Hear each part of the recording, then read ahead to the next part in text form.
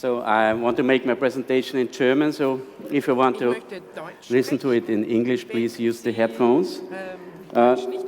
Ich soll über sound ecology.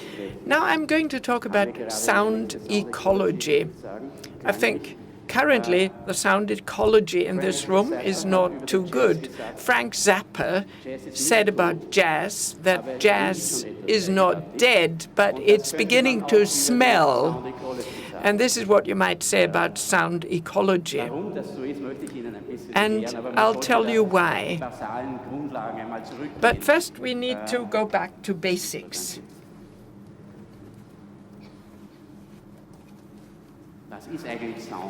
What is sound?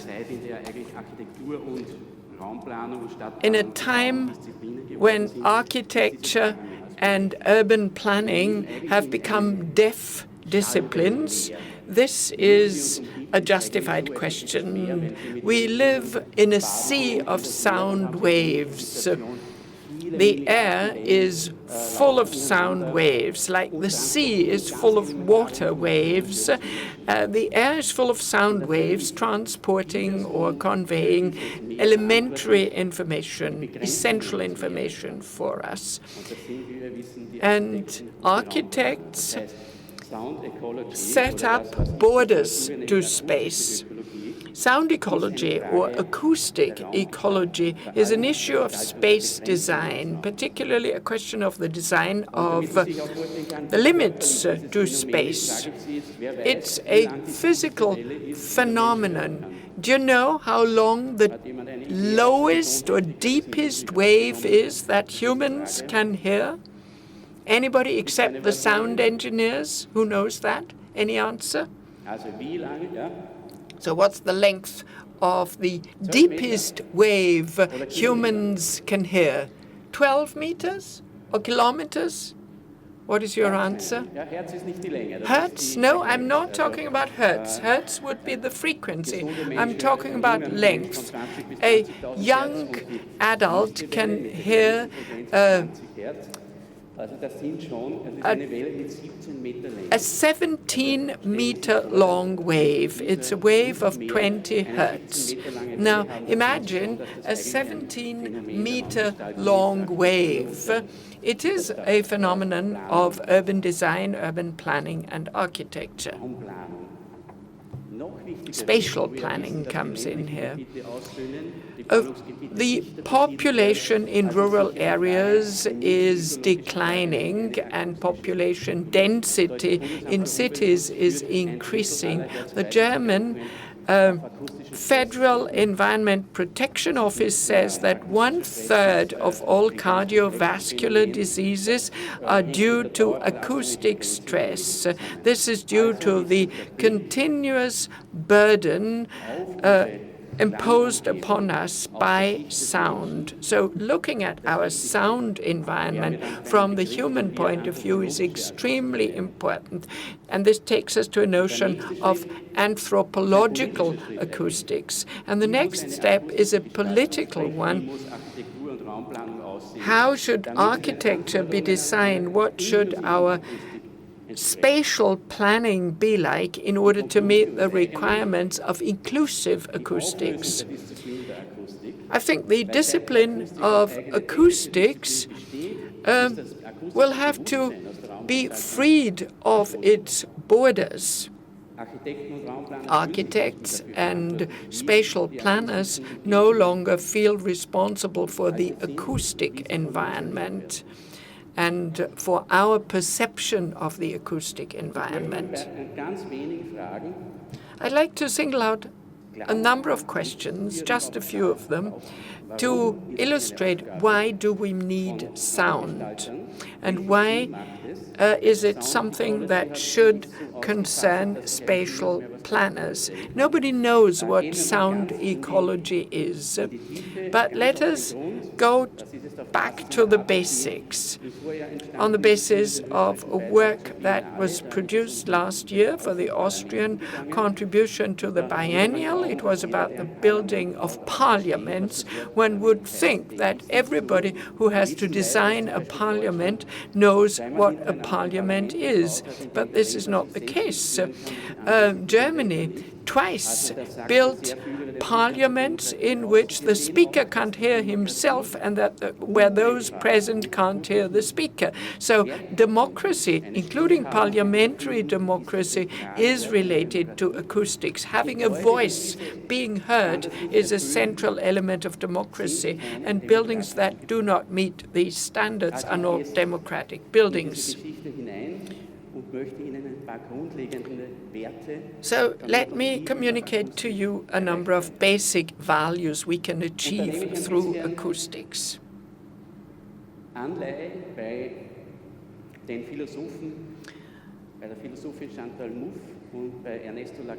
Ernesto Laclaude and Antal Muff are philosophers who designed a concept which they call the agonistic space. It's the contrary to the antagonistic space. And on the basis of this example, I'd like to show you acoustic conditions. So the notion of the agonistic space implies the acceptance and recognition of an antagonistic opponent.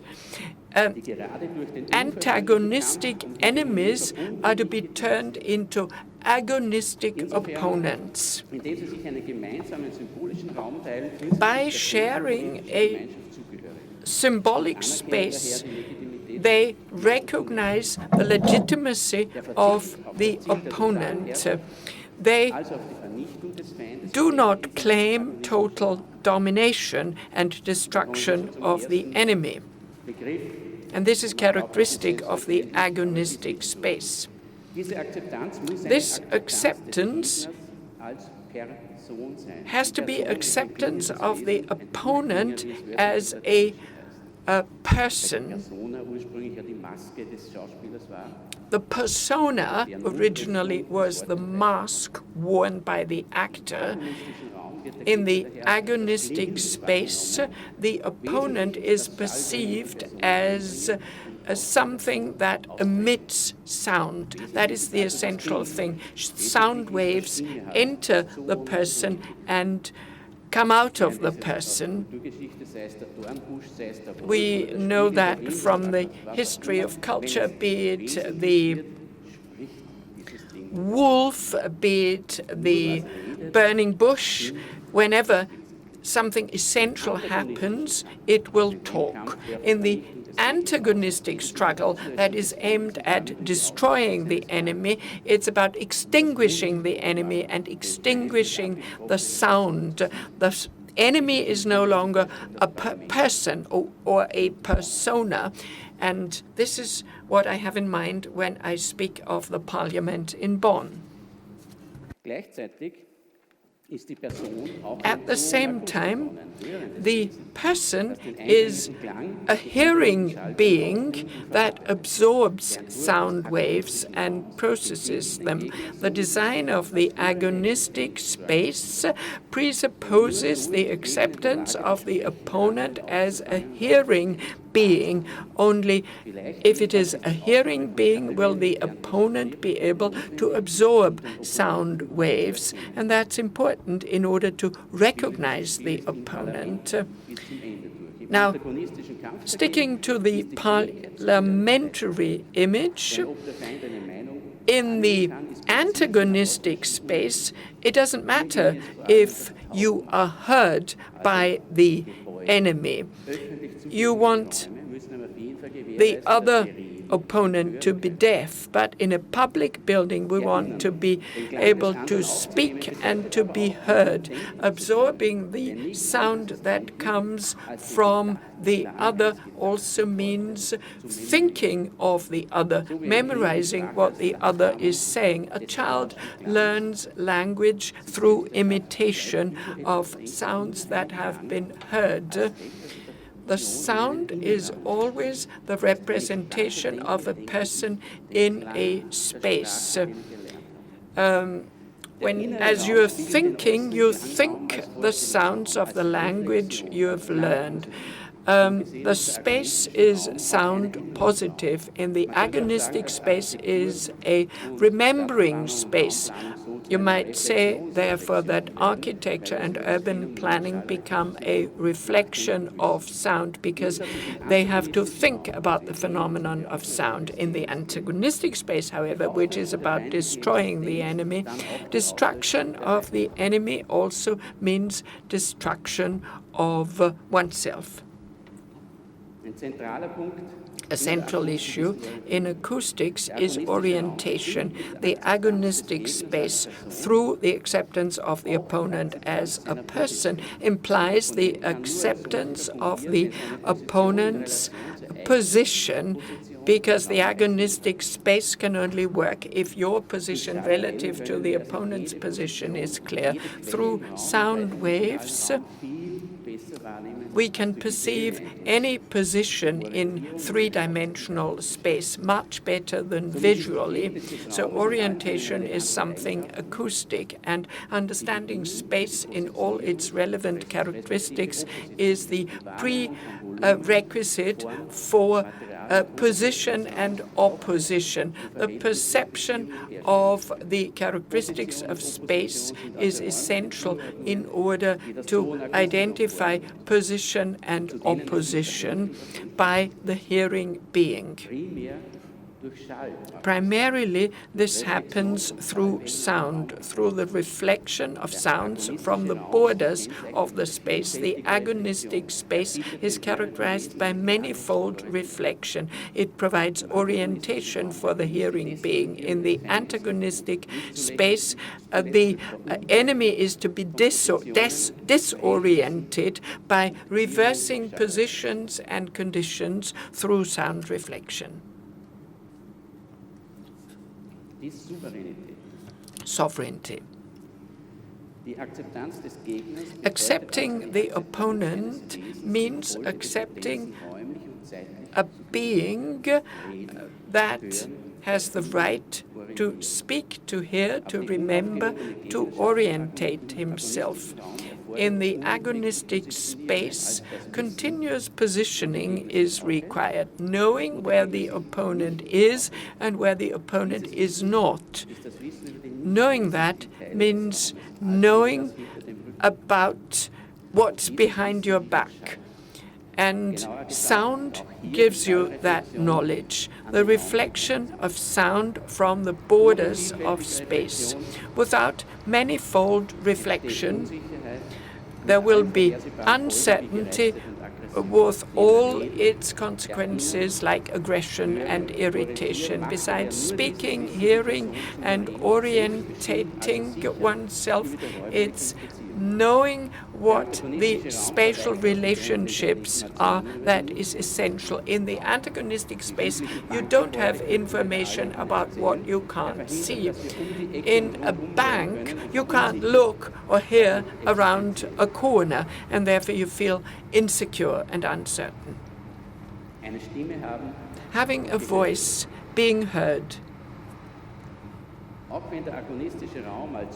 Even if the agonistic space is a symbolic space, an interior space, it's valuable as a starting point for architectural design. Parliaments, for example, but also all other buildings.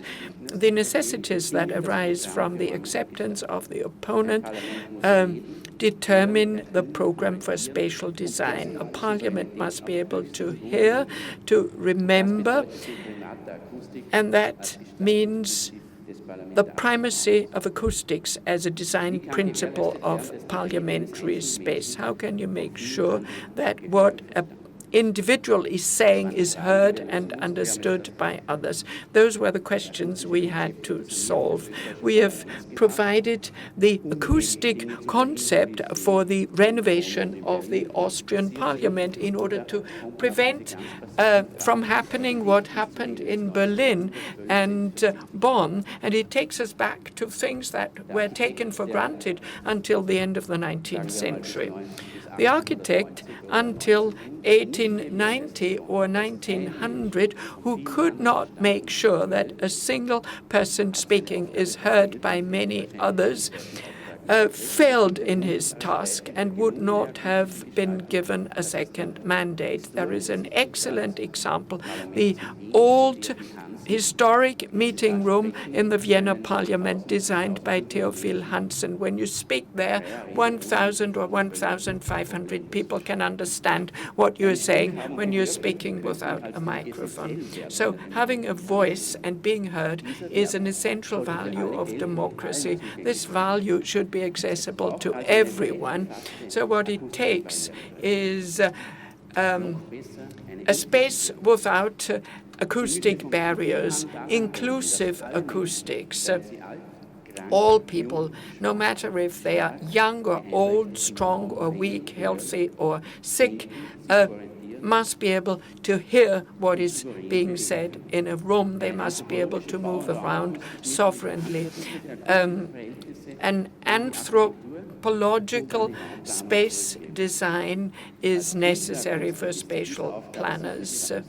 And I'm sure spatial planning as an offspring of acoustics is able to do that, creating agonistic space in which self-determined human beings can determine their own fate and their own requirements. This is a requirement to be met by all public spaces, by all acoustic spaces, be they public, publicly owned, or publicly accessible. This concerns shopping centers, shopping areas, all public spaces in towns.